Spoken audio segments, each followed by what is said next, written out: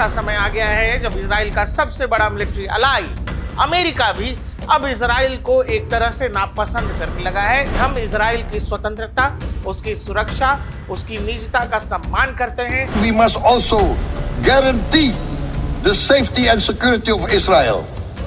Only then we can have real peace.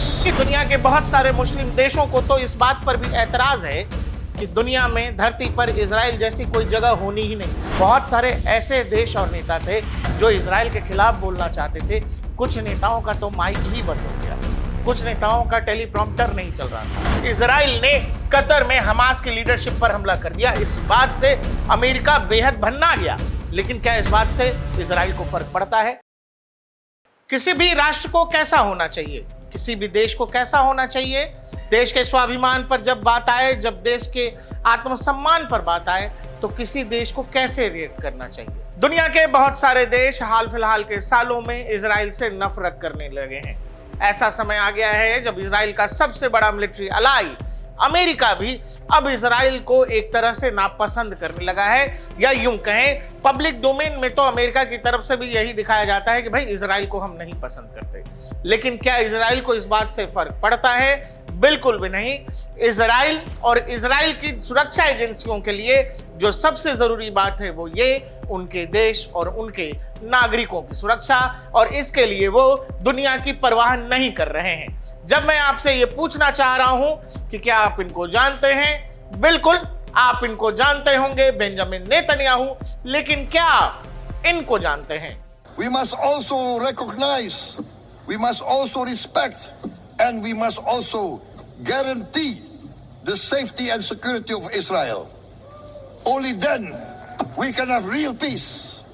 Real peace. Thank you. Wassalamualaikum warahmatullahi wabarakatuh.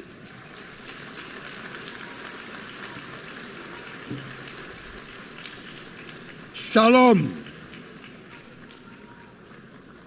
Om Santi, Santi, Santi Om. Namo Buddhaya. Thank you very much. ये थे Indonesia के राष्ट्रपति, और इन्होंने United nation में जो कुछ कहा वो पूरी दुनिया को हैरान कर गया, खासकर उन 57 देशों को जो दुनिया में मुस्लिम देश हैं। इंडोनेशिया का इजराइल के समर्थन में यूनाइटेड नेशन में बोलना दुनिया के मुस्लिम देशों को चौंका गया। चौंका इसीलिए गया कि जहां तक मुस्लिम आबादी का सवाल है, दुनिया में इंडोनेशिया मुस्लिम आबादी के लिहाज से सबसे बड़ा देश है, और ऐसे में इंडोनेशियाई प्रेसिडेंट का ये कहना बेहद चौंकाने वाला है। We must also recognize, we must also respect, and we must also guarantee the safety and security of Israel. Only then we can have real peace. Real peace. Thank you. Wassalamualaikum warahmatullahi wabarakatuh.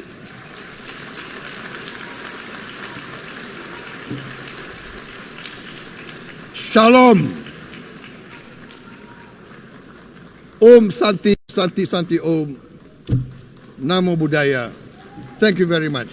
Israel दुनिया के उन देशों में से है जिसकी शायद दुनिया के अधिकतर मुस्लिम देश दुश्मन है, या यूं कहें कि दुनिया के बहुत सारे मुस्लिम देशों को तो इस बात पर भी एतराज है कि दुनिया में धरती पर इजराइल जैसी कोई जगह होनी ही नहीं चाहिए। वो इजराइल के अस्तित्व को, यहूदियों के अस्तित्व को ही सीधा नकार देते हैं। लेकिन ऐसे में इजराइल के लिए इंडोनेशिया जैसे दुनिया के सबसे बड़े मुस्लिम देश की तरफ से जब यह बयान आता है कि हम इजराइल की स्वतंत्रता, उसकी सुरक्षा, उसकी निजता का सम्मान करते हैं, हम उसकी सॉवरेनिटी के साथ खड़े हैं, तो यह दुनिया के लिए बेहद चौंकाने वाला बयान है। ऐसे में जब डोनाल्ड ट्रंप कई बार कह चुके हैं कि इजराइल पर अंकुश लगाना जरूरी है, अमेरिकी सुरक्षा नीति और डिफेंस पार्टनर के लिहाज से देखें तो इजराइल उनका सबसे बड़ा मिलिट्री अलाई है। लेकिन हाल फिलहाल के वर्षों में इजराइल अमेरिका की भी नहीं सुन रहा है। कतर में अमेरिकी बेस होते हुए भी इजराइल ने कतर में हमास की लीडरशिप पर हमला कर दिया। इस बात से अमेरिका बेहद भन्ना गया। लेकिन क्या इस बात से इजराइल को फर्क पड़ता है?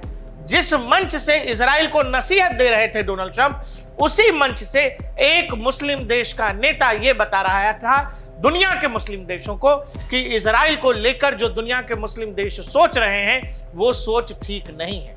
हालांकि इजराइल से सीधे टकराने में दुनिया के हर देश को समस्या है, हर देश को तकलीफ होती है। जहां तक 57 देशों का सवाल है, और अगर आप मिडिल ईस्ट का मैप देखें तो चारों तरफ से इजराइल मुस्लिम देशों से घिरा हुआ है, वो चाहे इजिप्ट हो, जॉर्डन हो, Saudi Arabia, Iraq, Iran, Syria, Lebanon. लेकिन इजराइल से सीधे टकराने की हिम्मत किसी भी देश में नहीं है। हाँ, ये बात जरूर है कि जब आप इनसे बात करेंगे तो ये सीधे सीधे इजराइल के अस्तित्व पर सवाल उठा देते हैं। खासकर मुसलमान और यहूदियों की जंग दुनिया में सबसे पुरानी जंगों में से एक मानी जाती है, और इनको सांस्कृतिक तौर पर भी और कुछ धार्मिक क्षेत्र के लिहाज से, वो चाहे अल अक्सा की जो मस्जिद का विवाद है, इन चीजों की वजह से ये दोनों ही समुदाय के लोग एक दूसरे से नफरत करते हैं। लेकिन इजराइल को लेकर जो वैलिडेशन इंडोनेशिया की तरफ से आया है, ये बेहद चौंकाने वाला है। क्योंकि चौंकाने वाला इसलिए कि मैं बार बार आपसे बोल रहा हूं कि दुनिया की बड़ी मुस्लिम आबादी से जब आप पूछोगे, वो चाहे शिया हो या सुन्नी, वो सीधे आपको इजराइल के खिलाफ में मिलेगा। लेकिन दुनिया का सबसे बड़ा देश वो ये कह रहा है कि इजराइल का सम्मान होना चाहिए।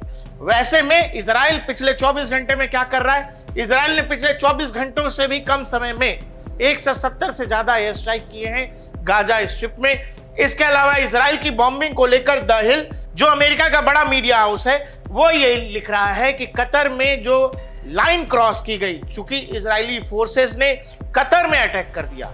कतर में अटैक करने का मतलब यह है कि सऊदी अरबिया को भी डर है। पूरे इलाके में जितने भी मुस्लिम देश हैं, उन सब के लिए खतरे की घंटी है कि अगर इजराइल यहां पर कतर पर हमले कर सकता है, तो कल को इजराइल को लगेगा तो सऊदी अरबिया पर भी कुछ अगर किया जा सकता है। अगर इजराइल अमेरिकी बेस होते हुए अमेरिका की नहीं सुन रहा है और कतर में मिशन को अंजाम दिया जा रहा है, तो भविष्य के लिहाज से ये थ्रेट एक सऊदी अरबिया के लिए है। और इसलिए फिर आपने देखा होगा कि हाल फिलहाल एक पैक्ट होता है सऊदी अरबिया और पाकिस्तान को लेकर। हालांकि सऊदी अरबिया को थ्रेट ईरान से भी है, क्योंकि उसे लगता है कि ईरान लगातार यूरेनियम एनरिचमेंट कर रहा है, तो सेफर साइड उसने पाकिस्तान से जो है एक कोई डील की है, डिफेंस डील, जिसमें बताया जाता है कि उसमें न्यूक्लियर आर्सेनल भी शामिल है। यूनाइटेड नेशन के मन से इंडोनेशिया के प्रेसिडेंट जब ये सब कुछ कह रहे थे, उसी समय उन्होंने इशारों में जो मुस्लिम वर्ल्ड को संकेत दे दिया, वो ये कि इजराइल ऐसा नहीं है कि दुनिया में बिल्कुल अकेला है, और इजराइल ऐसा भी नहीं है कि वो केवल एंटी मुस्लिम है। इजराइल अपनी सुरक्षा कर रहा है, इजराइल अपने लोगों की सुरक्षा कर रहा है, वो अपने राष्ट्र की सुरक्षा कर रहा है, और हर देश को अपनी सुरक्षा, आत्मरक्षा का हक है। ये बात उन्होंने उन देशों को भी समझा दी जो देश दिन रात केवल इजराइल पर हमले के सपने देखते हैं।